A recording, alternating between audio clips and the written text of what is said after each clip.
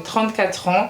Je suis investisseuse, coach en immobilier, spécialiste dans l'investissement immobilier en colocation.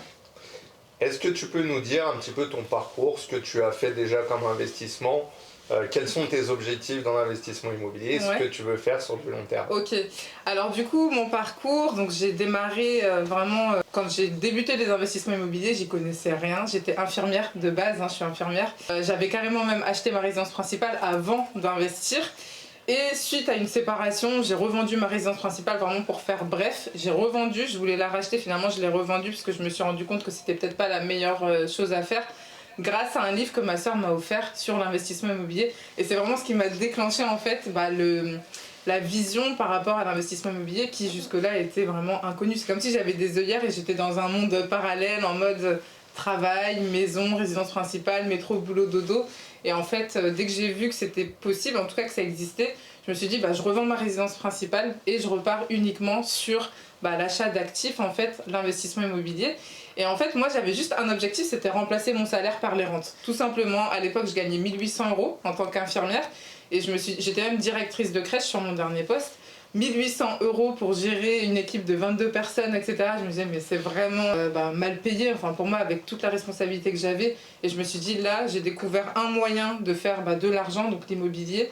Et donc, je vais faire en sorte d'investir en fait pour remplacer ce salaire par les rentes. Et du coup, au niveau de la stratégie, c'est pour ça que je me suis dirigée vers la colocation.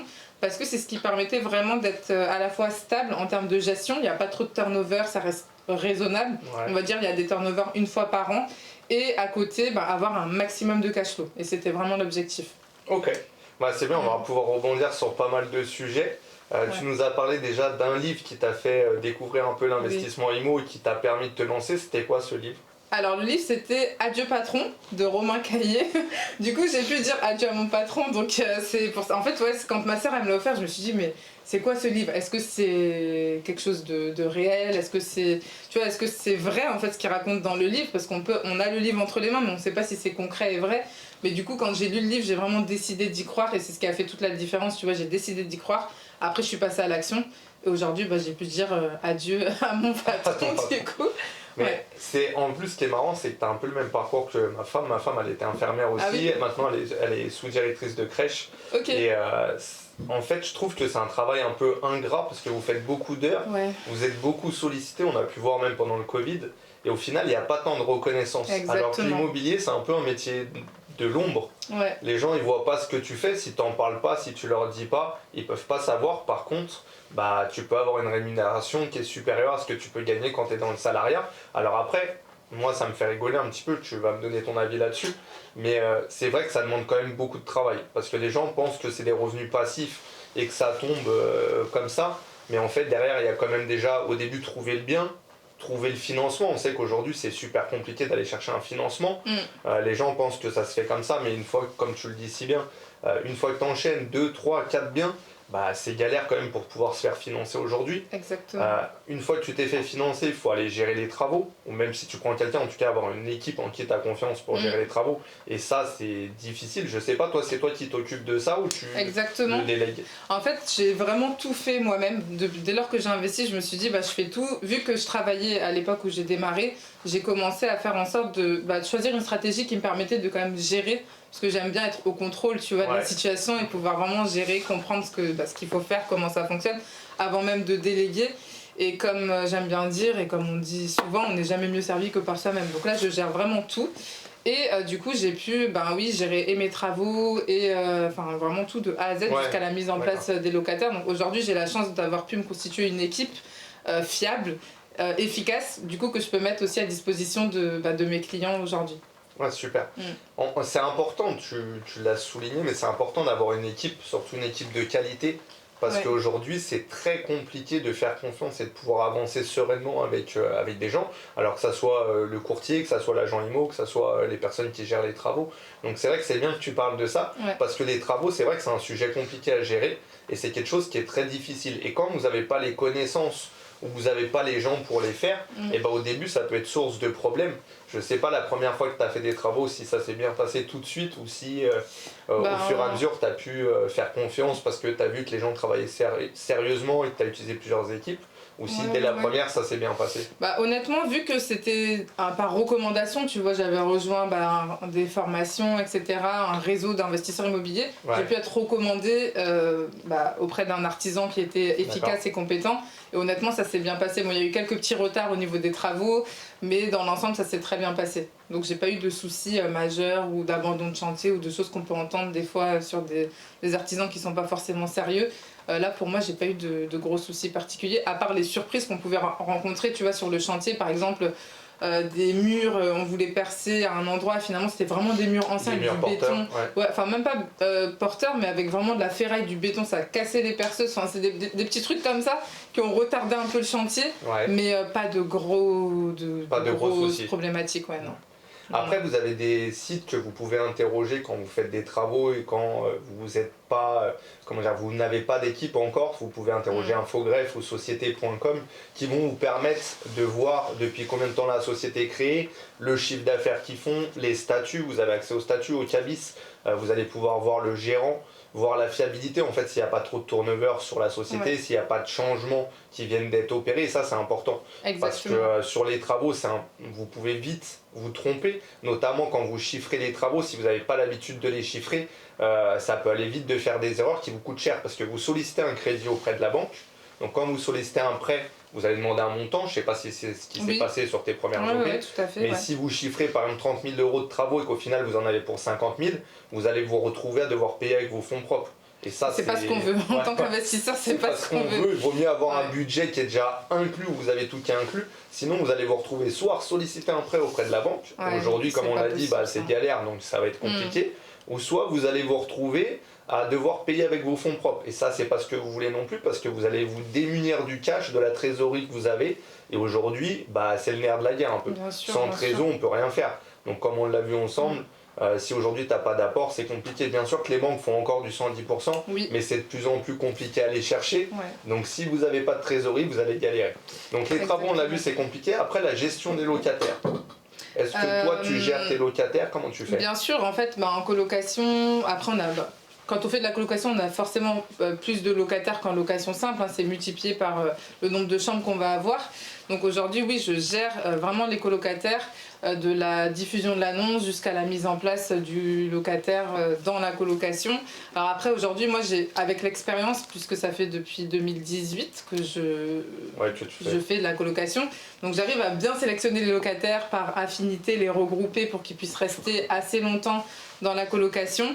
Et c'est vraiment en amont, dès le moment où la personne répond à l'annonce, qu'on peut voir un peu son profil, si elle est sérieuse ou non. Après, bien sûr, on va rester sur des éléments factuels, comme le dossier, voir si la personne est solvable, toujours prendre un garant. La caution aussi, je vais privilégier toujours 2 mois de loyer hors charge pour avoir des profils vraiment sérieux et qui peuvent payer en fait le loyer. Sachant que je fais de la colocation meublée, bien sûr. Donc il y a tout ça et je gère toute seule aujourd'hui. D'accord. Et est-ce que tu fais partie des gens, enfin moi j'ai rencontré pas mal d'investisseurs, on accompagne beaucoup d'investisseurs, notamment sur la partie financement. Il y a beaucoup d'investisseurs qui font vraiment comme un mélange au niveau des dossiers, c'est-à-dire qu'ils vont pas prendre que des hommes, pas prendre que des femmes, qui vont mélanger vraiment les différentes personnes, des travailleurs, des étudiants. Est-ce que toi tu fais ça également ou comment tu procèdes? Pour mélanger les profils, tu veux dire? En fait, souvent, il va y avoir des typologies de profils similaires. Tu vois, je vais faire en sorte qu'elles puissent s'entendre et de mélanger quand c'est pas une colocation spécifique ou propice à ça, parce qu'il peut y avoir des colocations où tu peux retrouver personnes âgées, jeunes actifs, tu vois, c'est un concept à part entière. Mais souvent, moi, personnellement, je vais plutôt prendre soit des jeunes actifs, soit des étudiants. Des fois, il peut y avoir un peu de mix, justement, étudiants, jeunes actifs, quand tu as des colocations de 4, 5 chambres, etc. Mais j'essaie quand même de les regrouper par affinité, ou au moins même au niveau du milieu professionnel. Je peux avoir des fois des infirmières en poste, et des étudiantes infirmières ou des étudiantes en médecine, en psychologie, etc. Tu vois, tu privilégies les infirmières et les infirmiers? Non, là je dis un exemple comme ça. Tu vois, une fois ça m'est arrivé d'avoir une personne qui travaillait dans un magasin de vélo et quelqu'un qui adorait faire du vélo, par exemple. Tu vois, non mais c'est des petites choses bêtes, mais au moins ça fait que le week-end ils peuvent rester entre eux, faire des choses ensemble, etc.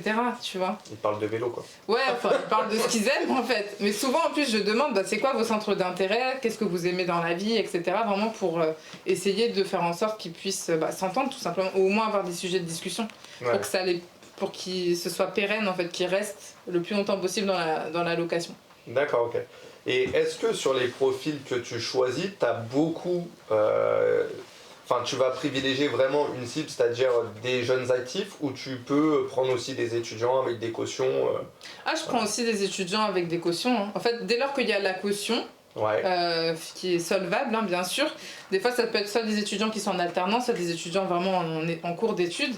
Les parents se portent garants, ou il y a même les garanties, tu sais, caution de l'État, comme la garantie Visale aussi, qui est très fiable, et du coup que je vais même privilégier par rapport aux parents souvent. Donc oui, ça, il n'y a pas de souci, hein. Je prends aussi des étudiants. C'est intéressant que tu parles de la garantie. Est-ce que tu peux nous expliquer un peu, nous dire comment ça fonctionne pour les gens qui ne connaissent pas Visale, parce que c'est vrai que c'est très intéressant comme garantie. Alors la garantie Visale, c'est sous certaines conditions, après il faut que la personne elle soit apte, mais en gros c'est la caution de l'État, donc c'est l'État qui va se porter garant pour le locataire en fonction du montant, enfin il y a un certain montant qui est alloué, mais généralement le locataire il va sur le site, hein, tout simplement, il fait la demande et après il obtient son visa, enfin son certificat qui nous envoie, et du coup il y a un numéro, c'est bien spécifié jusqu'à quelle date c'est valable, à quelle hauteur la prise en charge sera effectuée, etc. Et est-ce qu'il y a des choses à respecter pour qu'ils puissent être éligibles à cette garantie ou pas du tout? Oui, il y a certains critères. Après, c'est sur le site. Là, je ne vais pas tout citer en détail parce qu'on va pas. Juste pour avoir un petit peu d'éléments pour ceux qui voudraient. Oui. Après, il y a des critères à respecter. Je sais que par rapport à l'âge, etc., par rapport aux revenus aussi, je pense, plus ils gagnent, moins ils auront aussi d'aide, etc. Mais après, il y a un certain nombre de critères qui fait que la personne sera éligible ou non à cette garantie. Est-ce que la promesse de Slive, c'est de générer 1000 € de cash flow sur une colocation sur du co-living? Quels sont les avantages ou les choses que tu donnerais, les tips à mettre en place pour générer ces 1000 € pour les gens aujourd'hui qui nous regardent et qui sont intéressés pour faire de la colocation du co-living? Alors déjà, oui, en colocation, on va dire classique, tu vois, sur un appartement, généralement, on va dire, moi je pars toujours sur des colocations de 4, 5 voire plus, tu vois, ou 3 vraiment selon le prix à l'achat, mais vraiment 4 c'est le minimum pour moi, en tout cas ce que j'ai fait personnellement. On va être plutôt aux alentours de ce que je te disais, entre 500 800 € de cash flow, voire 900, ça peut, j'ai une cliente qui avait ça, 900 € de cash flow. Après, plus on multiplie les chambres, bien sûr, plus on a de cash flow. Et généralement, c'est en colocation la première chambre qui va faire, premier loyer et demi qui va couvrir le crédit, en général c'est ce que j'essaye de faire. Deuxième loyer et demi qui va couvrir les charges. Et ensuite, le reste, c'est du plus en fait. D'accord. Troisième, quatrième chambre, ça va être du plus. Troisième chambre, c'est du plus. Troisième, quatrième chambre, ça va être du plus. Donc forcément, plus on a de chambres, plus on va avoir un maximum de cash flow. Quand on part sur des concepts comme le co-living, on va avoir vraiment des grands volumes avec plusieurs chambres, au-delà de 5, 6, 7. Ça va être dans des maisons qui sont vraiment spacieuses. Et du coup, plus on multiplie les locataires, forcément, plus on peut avoir du cash flow et plus on peut atteindre 1000 € de cash flow très facilement, voire bien au-delà. Ok. La différence principalement que vous avez entre la colocation et le co-living, ça va être que vous avez des salles de bain et des sanitaires dans chacune des chambres. Après, ce que vous pouvez faire aussi pour multiplier les chambres justement et avoir plus de rendement, mais Laura va nous le dire, c'est que vous pouvez réduire l'espace commun et mettre une chambre supplémentaire. Par exemple, j'ai beaucoup d'investisseurs et je l'ai fait à titre perso dans une de mes colocs. En fait, dans les colocs, bien souvent, alors ça dépend du type de coloc que vous faites, mais en Ile-de-France, les gens vont préférer rester dans leur chambre. Après, c'est pas une généralité encore une fois, mais ça arrive souvent que les gens préfèrent rester dans leur chambre et utilisent peu les espaces communs. Donc vous pouvez réduire par exemple le salon, quand vous avez un grand salon cuisine, réduire cet espace et faire une chambre supplémentaire. Ça vous permet de générer plus de cash flow. Après, c'est sûr que voilà, ça s'adapte pas dans toutes les villes parce que certains vont choisir la colocation et le co-living. À l'aide du direct, il va parler. On est plusieurs. Ils vont vouloir privilégier le fait d'avoir des espaces communs plus grands ou d'avoir une salle de ciné, une salle de muscu. C'est quelque chose que vous pouvez utiliser pour fidéliser aussi votre clientèle, entre guillemets, parce que le locataire, ça reste comme une clientèle. En fait, c'est un business que tu montes.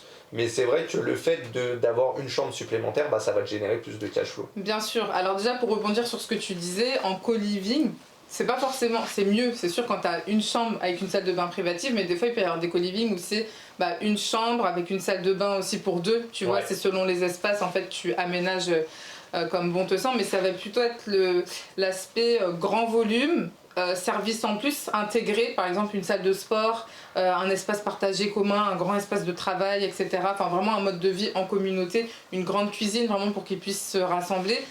C'est là que ça va vraiment jouer au niveau de la différence entre un appartement en colocation. Tu vois, on a vraiment des grands services, des grands volumes pardon, et des services ajoutés intégrés. Tu vois, une salle de sport, un home cinéma, etc. Enfin vraiment d'autres services. Après ce que tu disais, oui en effet, quand on a des grands volumes, notamment au niveau du salon, ce qui est judicieux à faire, c'est pouvoir couper et créer, en fait, apporter de la valeur en créant justement des chambres supplémentaires pour augmenter le cash flow. Mais après, il ne faut pas oublier que la colocation, ça reste une expérience. Enfin, les personnes, elles veulent vivre en colocation et pour être ensemble, en fait, tu vois. Donc c'est vrai que souvent, on peut entendre dire oui, colocation, on va carrément restreindre le salon, couper l'espace salon. Ça se fait, ça se loue. Enfin, ça, c'est pas un souci, ça peut se louer. Comme tu dis, il y en a qui aiment rester dans leur chambre. Mais généralement, quand ils sont en coloc, c'est vraiment pour être ensemble, partager des moments conviviaux, etc. Donc moi, je suis d'avis de trouver un juste milieu, tu vois, et de créer, oui, à la fois des pièces supplémentaires. Hein, c'est ce qui fait la puissance et la rentabilité. Mais aussi de conserver quand même un endroit assez convivial.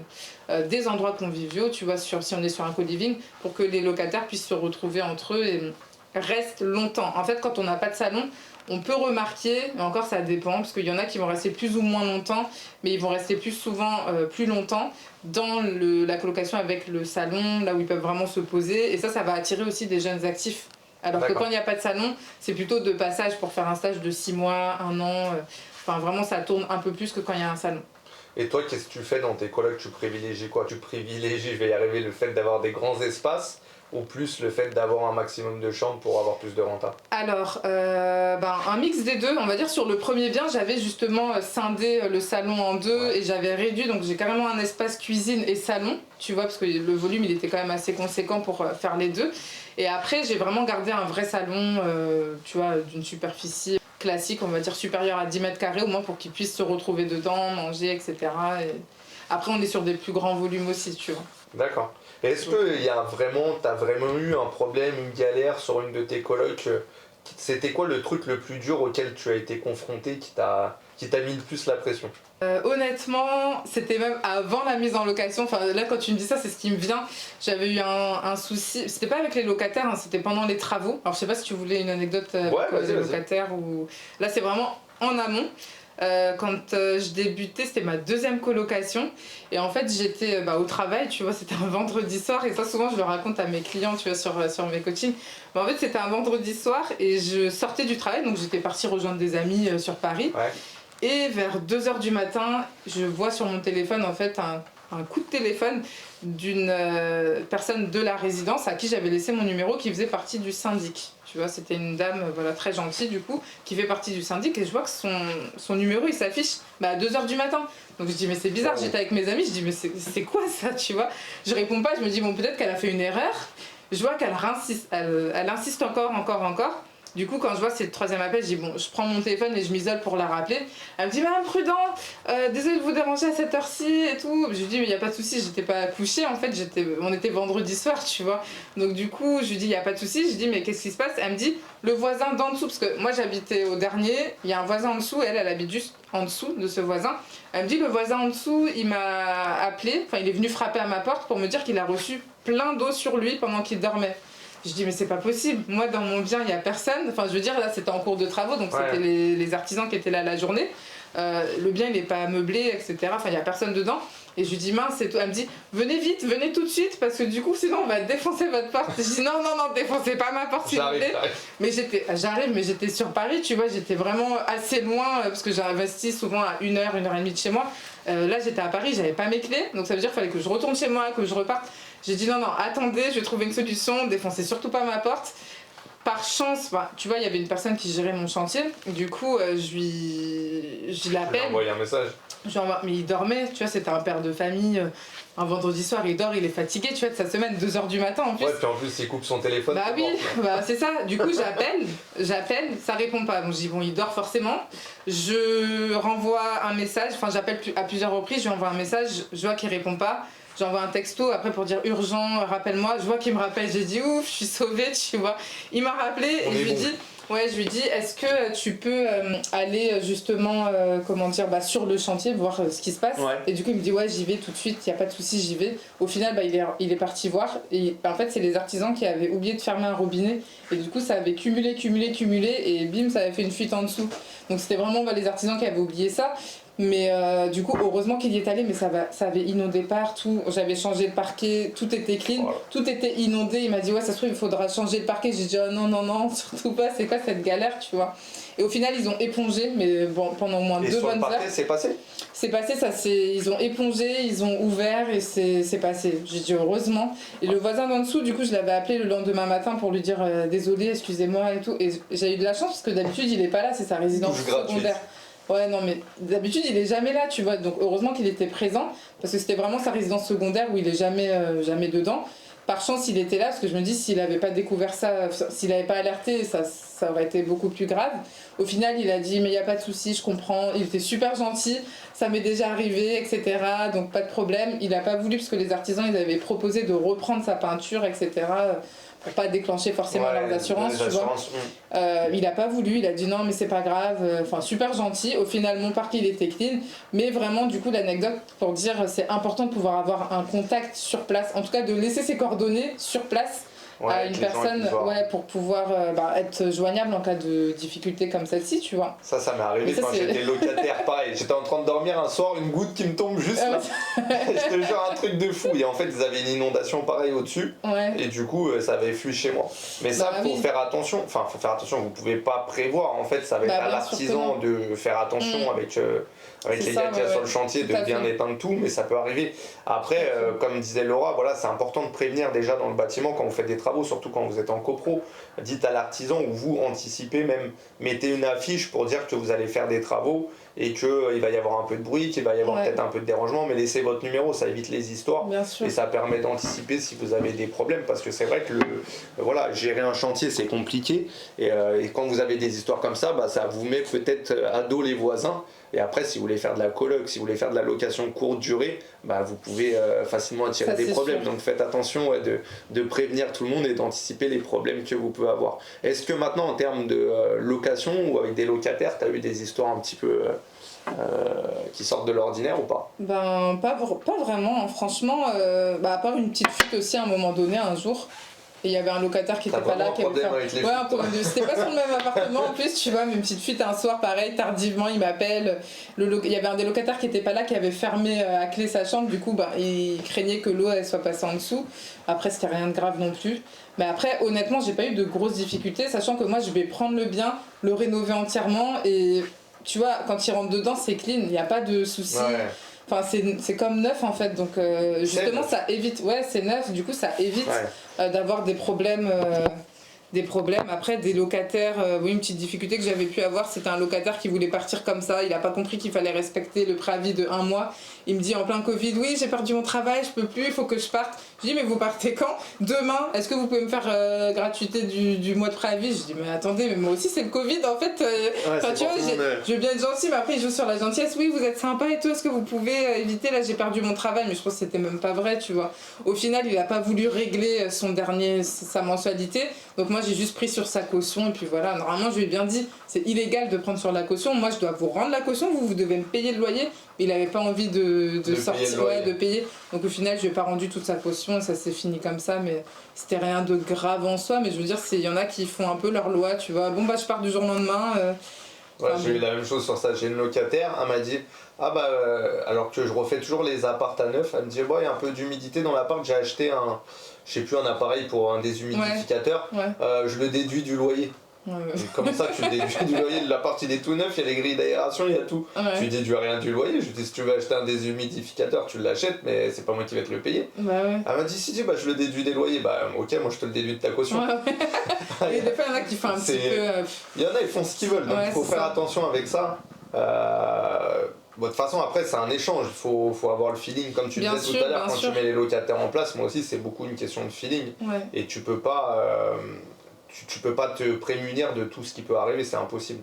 Je vois qu'on n'est pas en live mais c'est normal parce que sinon ça fait de l'écho.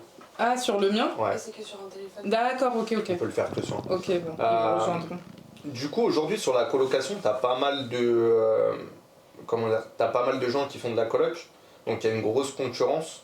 Qu'est-ce que toi tu mets en place pour éviter justement et que ton logement il passe en priorité par rapport aux autres annonces? Ouais, alors en fait c'est vraiment dans ce que je vais mettre à l'intérieur du bien, de créer tu vois un concept, vraiment mettre des services aussi ajoutés qui font que aujourd'hui les locataires ils ont juste à arriver à s'installer, ils n'ont pas à se préoccuper de... Enfin déjà je suis sur un forfait de charge et pas au réel, donc il n'y a pas de régularisation. Ouais. Du coup je vais bien majorer tu vois les charges pour pas éviter justement de trop payer, parce qu'après quand t'as pas de régularisation c'est pour ta pomme en gros. Donc ça on anticipe bien. Toujours en majorant. Après la force qu'il y a dans la colocation, c'est qu'il n'y a pas un seul locataire qui a payé les charges mais plusieurs, tu vois. Donc quand tu as par exemple sur des co-living ou autres, j'ai des charges à 100 € voire plus. Du coup ça permet de s'y retrouver finalement malgré tout ce qu'on peut avoir en ce moment, les hausses etc, de l'électricité. Mais vraiment donc ça c'est vraiment intéressant pour le locataire et pour nous aussi, dans le sens où ça va les attirer puisqu'ils se disent ok j'ai rien d'autre à payer que ce que je dois payer en fait.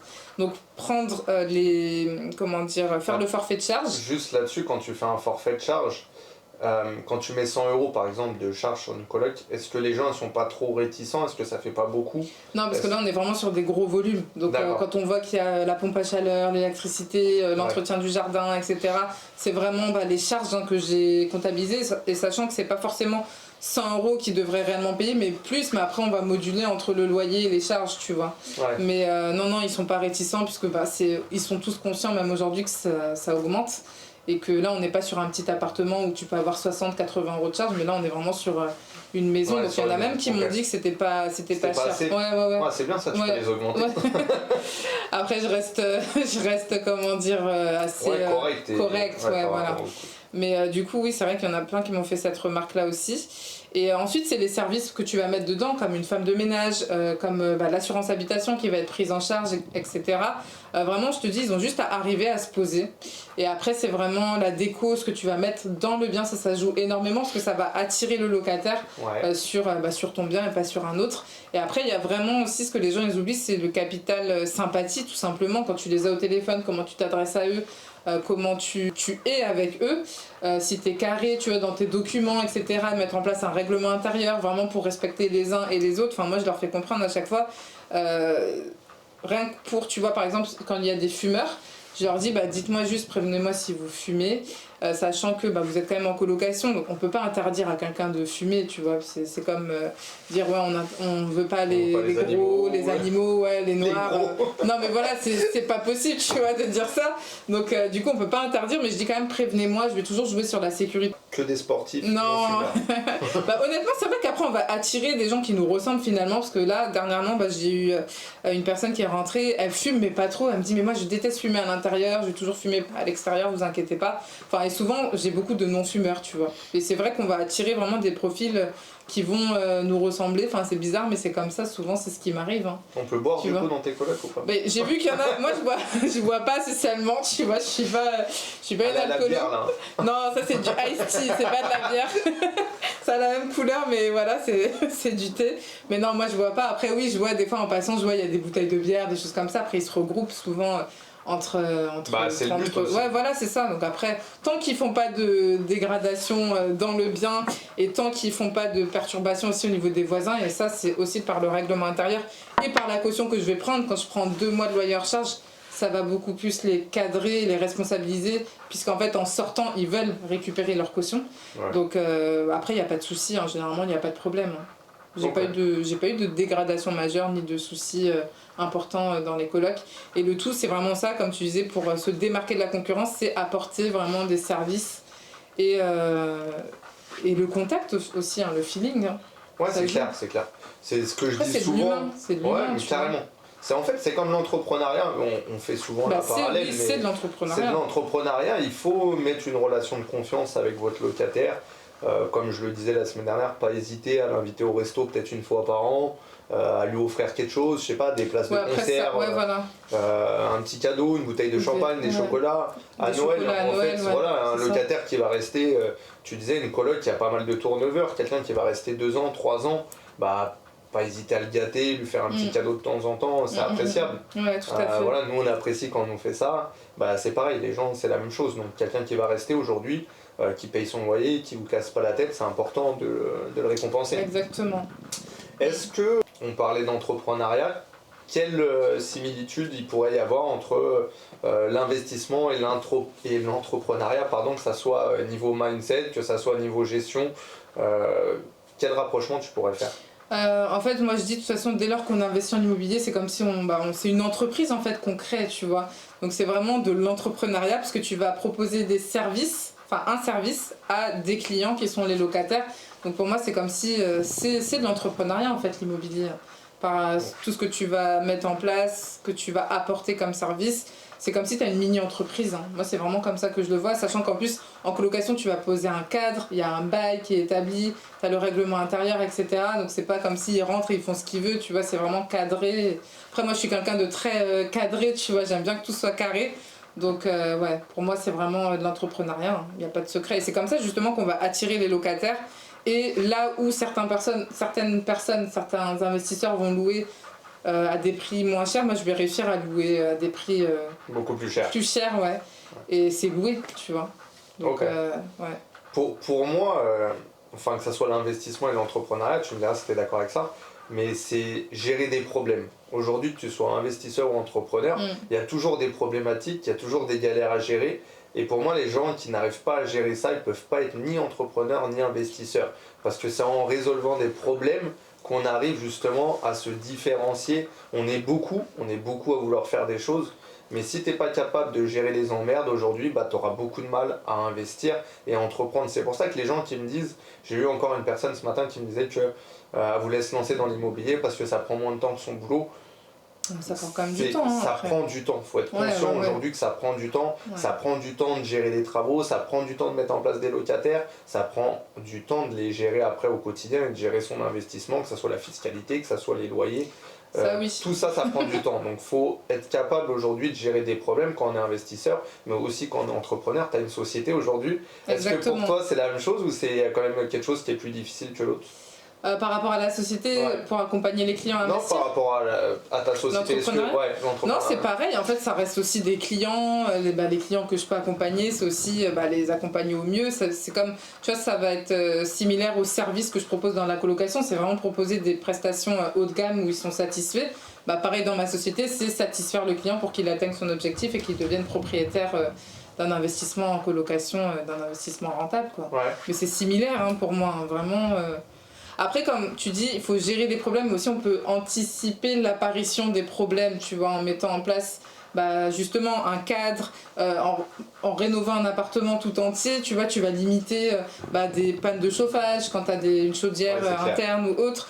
Tu vas vraiment limiter les problèmes, les risques d'apparition des problèmes. Et du coup, c'est comme ça que tu peux cadrer un peu plus la chose et pas te retrouver toutes les 5 minutes avec des appels des locataires. Oui, il y a une fuite, il y a ceci, il y a cela. Puis avec le temps, tu apprends à anticiper. Moi, je vois, à force, en fait, c'est pour ça que vous aurez beau acheter toutes les formations du monde, tant que vous n'avez pas fait les conneries. C'est l'expérience qui fait voilà, que... c'est exactement ça. Tant que tu passes pas l'action et que tu fais pas tes propres conneries, que tu rencontres pas des galères, malheureusement, tu vas pas apprendre. Mais en faisant les choses, tu vas forcément te tromper à certains endroits et tu vas apprendre à anticiper. Et une fois que tu as fait des erreurs qui te coûtent un peu de sous, là, tu apprends à faire différemment. Ça, donc c'est clair. Sais pas si toi, tu as déjà eu des grosses erreurs que tu as faites. En fait, une erreur. En fait, c'était pas une erreur, mais oui, c'était une petite erreur. Maintenant que tu dis que ça coûte de l'argent, ça me rappelle. À un moment donné, c'était c'est souvent ça qui parle. C'était sur mon premier bien, c'était pas une erreur non plus très très coûteuse, mais quand même. En fait, sur le premier bien, j'avais acheté du parquet en anticipé, tu vois. En gros, j'avais tout géré moi-même de A à Z parce que je voulais gérer et savoir en fait qu'est-ce que c'est que d'aller dans les magasins, retirer les commandes, prendre les matériaux, les monter. J'étais au 3e étage sans ascenseur, tu vois, donc je montais tout ça et tout. Et j'avais dit à l'artisan que j'allais commander moi-même mon parquet. Et donc j'étais partie prendre le parquet à Brico Dépôt, tu vois, Brico Dépôt en arrivage en plus le truc. Mais moi je savais pas à l'époque que les arrivages ils revenaient pas, tu vois, après. En fait ils peuvent revenir mais c'est pas forcément les mêmes coloris, les mêmes gammes, etc. Et en fait il me dit prends un peu plus, ouais c'est ça, il me dit prends un peu plus, donc moi je prends quand même un peu plus, mais sauf que son un peu plus c'était pas assez, donc au final il a posé le parquet, on va dire, il restait, tu vois, sur le sol, il restait un petit carré, même pas 1 mètre carré à finir, mais sauf qu'il avait plus le morceau, donc j'étais dégoûtée. Il me dit, Laura, il faut absolument que tu ramènes des lattes de la même typologie. Je vais à tous les Brico Dépôt, il n'y avait rien du tout. À l'époque, ceux qui regarderont le live, j'en ai sollicité certains, tu vois, de mes amis investisseurs pour dire, si vous allez dans un Brico Dépôt à telle ville, en Bretagne, je ne sais où, enfin partout où je pouvais passer, tu vois, j'ai dit, regardez si vous voyez cette référence, mais en fait, il n'y avait nulle part la référence. Donc au final, on a dû virer tout le parquet et remettre. Bon, après, c'était sur un petit espace, tu vois, peut-être de 8 mètres carrés, 9 mètres carrés, mais on a dû tout enlever pour un petit bout qui manquait. Et franchement, j'étais dégoûtée. Du coup, il a tout viré, poubelle, hein, pour le coup, je pouvais pas le reposer ailleurs une fois que c'était enlevé. Et donc, j'ai racheté un parquet à peu près du même coloris, tu vois, pour remettre. Mais j'étais dégoûtée. Ouais, mais il n'y a que comme ça qu'on apprend. Voilà, mais c'est ça. Et du coup, aujourd'hui, je peux le transmettre aussi aux clients que j'accompagne, tu vois, pour pas qu'ils fassent ces erreurs. Sachant que quand tu prends du surplus, même si c'est en arrivage, tu peux le ramener, peu importe le moment, tu vois. Donc, je me dis, j'aurais dû prendre quand même un peu plus, mais bon, sur les moi, travaux, et c'est pour ça que des fois, que ça soit sur les travaux ou même sur autre chose, je dis sur les travaux, mais il faut essayer en fait de se faire accompagner par des professionnels pour pas faire cette connerie là. Pourtant, il y avait des pros, hein. Ouais, mais ils t'ont pas dit qu'il fallait prendre 20% plus ou... Ils m'ont dit prends en plus, ils m'avaient dit un certain nombre que j'avais pris, mais en fait je pense après c'est dans la découpe etc que ça a loupé et du coup il y en avait pas assez. Je te dis il manquait un tout petit, c'est pas comme s'il manquait tout un morceau, tu vois, il manquait un tout petit bout et c'était vraiment manque de chance quoi. Ouais, surtout si vous pouvez après le ramener, n'hésitez pas à prendre un peu plus. Parce que même vous, le temps que vous perdez à aller rechercher après le matériel et tout, c'est une galère. Moi, je vois, il vaut mieux anticiper, prendre un peu plus et pouvoir le ramener après, plutôt que faire des économies de bout de chandelle et reperdre du temps à aller refaire un aller-retour. Surtout que tu fais un aller-retour dans les magasins, que ce soit Leroy Merlin, Brico Dépôt, peu importe, je te le dis tout de suite, t'en as pour 3 heures. Le temps d'y aller, le temps d'aller sur place, le temps de payer à la caisse et tout, et t'as toujours des gens qui se perdent et qui sont là pour visiter, ça me rend fou. Quand t'arrives au magasin, tu vois, il y a toujours des touristes dans ces magasins. T'as des gens, ils se promènent, ils savent pas quoi faire le dimanche, ils viennent chercher. Ah, je te dis, si tu fais des travaux le week-end, t'es mort. C'est obligé que tu perds 2-3 heures pour aller chercher. Et le pire, c'est quand tu gères tes travaux, moi je vois avec les artisans, c'est pareil, j'ai une équipe d'artisans et tout avec qui on a l'habitude de travailler. C'est moi qui fais un peu le mec qui va chercher les produits et tout, tu peux être sûr que tu perds ta demi-journée. C'est pour ça. Et il manque toujours une vis, il manque un truc, un machin. En fait, t'en finis pas. Non. Et c'est pour ça, tu vois, moi sur le premier investissement, j'ai voulu tout gérer de A à Z pour vraiment me rendre compte du temps que ça prenait. Et en fait, une fois que j'ai vu, après, je me suis dit sur les prochains, je délègue en fait. Tu peux donner ce rôle soit à l'artisan, soit au chef de chantier. C'est avec son équipe. Parce que sinon tu fais que ça, tu perds ton temps. Exactement, et en fait le temps, moi ce que j'explique souvent, le premier investissement que j'ai fait mes travaux, j'ai passé mon temps à faire mes travaux ou alors à gérer après des équipes. Tu perds tellement de temps, si j'avais passé ce temps là à chercher des biens, aujourd'hui j'en aurais le double ou le triple. C'est ça. Donc c'est pas perdez pas votre temps, c'est que vous ferez ce que vous avez envie et voilà ce que vous pouvez aussi, mais il y a des fois il y a des choses qui n'en valent pas la peine et vous allez perdre plus de temps à faire quelque chose, aller chercher des vis, il n'y a aucune plus-value à aller chercher des vis. Vaut mieux prendre un artisan qui aura son matériel et vous serez tranquille plutôt que vouloir faire des économies de bout de chandelle, et je suis même pas sûr qu'à la fin vous fassiez des économies. Parce qu'en temps tu perds du temps finalement. En fait moi je conseille quand même sur le premier de faire par soi-même, au moins pour se rendre compte du travail que ça représente, pour après déléguer en conscience et dire voilà, si la personne elle me demande 3000 € de plus ou peu importe le montant pour réceptionner les livraisons, surtout quand tu as des livraisons qui disent entre midi et 18h, tu vois, tu restes toute la journée là, c'est pas tu perds ta journée, en plus tu fais rien sur le chantier, si tu sais pas travailler, tu fais rien, tu as perdu ta journée. Donc moi je me dis faire le premier, oui pourquoi pas, pour se rendre compte, mais après déléguer, parce que comme tu dis, en fait on a plus à y gagner en recherchant des biens rentables et en continuant d'investir tout en déléguant à côté que de rester à faire soi-même les choses. Finalement on perd juste du temps quoi. C'est clair. Aujourd'hui, c'est quoi tes objectifs dans l'immobilier? Qu'est-ce que tu te fixes comme objectif, que ce soit en termes de biens ou en termes de rentabilité, en termes de revenus? C'est quoi tes objectifs pour l'année 2023? Alors du coup, 2023, je continue les investissements, hein, parce que bien sûr, j'ai toujours continué en fait depuis que j'ai débuté. En fait, c'est un peu comme une drogue. Dès que tu commences, t'as pas envie de t'arrêter. Ouais, c'est clair. Tu veux que continuer, surtout quand on voit l'importance en fait aujourd'hui. En fait, tu vois, je le dis souvent, c'est investir en immobilier, c'est vraiment pour se protéger même sa famille, etc. Ouais. Aujourd'hui, on a la chance d'être en France, de pouvoir utiliser l'effet de levier, tu vois, au niveau du crédit bancaire. Et ça, c'est vraiment à utiliser à bon escient, surtout quand on a une situation pour, tu vois. Moi, quand j'ai démarré, je me le cache pas, j'étais en CDI, j'étais fonctionnaire. J'ai bien conservé ce statut pour débuter les investissements immobiliers. Et c'est ce que je dis à toutes les personnes qui travaillent aujourd'hui, c'est utiliser le CDI à bon escient, le salarié à bon escient, pour investir et se sécuriser derrière. Aujourd'hui, on voit avec les réformes des retraites, etc., tous les gens qui sont dehors à manifester, etc., c'est pas cool à dire pour eux, mais moi ça m'atteint pas personnellement, tu vois, parce que moi j'ai mis en place des choses pour me protéger de ça. Je suis pas dehors en train de manifester parce que de toute façon je sais qu'on n'aura pas de retraite. Donc c'est pour ça que votre retraite. Exactement, c'est ça. Construisez votre retraite, préparez-la, et l'investissement immobilier justement c'est un des moyens de pouvoir se préparer pour avoir quelque chose plus tard, et même sans attendre la retraite. Moi c'est pour ça qu'aujourd'hui je suis un peu déconnecté aussi de tout ça. Quand j'entends les gens qui me disent ouais, ça recule encore l'âge de la retraite, on a de moins en moins. Moi, je me dis, mais putain, c'est un truc de fou d'attendre jusqu'à 65, 70 ans pour être à la retraite. C'est rendre fou. Moi, aujourd'hui, si j'ai envie de partir, je pars. Après, je suis conscient que tout le monde ne peut pas le faire. Mais faut se préparer à pouvoir le faire en fait. Faut se préparer et faire ce qui vous plaît, parce qu'aujourd'hui, si vous devez subir toute une vie, on a la chance de pouvoir voir beaucoup de choses avec Internet. Voilà, il faut pouvoir faire quelque chose qui te plaît, qui te permette de le faire quand tu as envie. Alors après, bien sûr que tu as toujours des contraintes, faut pas se mentir. Que tu sois investisseur ou entrepreneur, forcément tu peux pas partir toute l'année à Bali et puis te dorer la pilule. Ça c'est du fake. Mais là on est où? On est en Île-de-France, dans le froid, tu vois. Et pourtant on a investi, donc oui, non, après tu vas toujours continuer à travailler, mais à ta manière, tu vas gérer ton temps comme tu le souhaites. Ça c'est vraiment une qualité de vie qui est importante, tu vois, à mes yeux en tout cas, au moins de pas me dire je vais me lever tous les jours pour aller travailler pour un patron, assister à des réunions qui sont déplaisantes, de faire des choses que j'aime pas finalement. Au moins là on sait qu'on fait des choses qu'on aime, mais oui, on n'est pas à Bali, on peut se permettre d'aller à Bali si on veut de temps en temps, après on est quand même ici en train de travailler tout simplement, mais à notre compte, et ça fait toute la différence. Tu fais ce que tu veux. Et du coup, tes objectifs pour revenir sur tes objectifs. Oui, du coup, les objectifs, c'est vrai qu'on s'est un peu étalé. Mais moi, en fait, l'immobilier, c'était vraiment remplacer mon salaire et bien, au-delà. Aujourd'hui, j'ai atteint cet objectif de bien au-delà. Honnêtement, là, aujourd'hui, vu que j'ai pas forcément d'enfants, moi, ça me suffit pour l'instant. Mais je continue à investir pour vraiment augmenter ses revenus. Donc, je me dirais peut-être 15 000 euros, tu vois, au final. J'aimerais bien avoir ça, 15 à 20 000 euros. Donc continuer les investissements. De revenus mensuels ou de cash flow? De cash flow. D'accord. Ça c'est ce que je vise.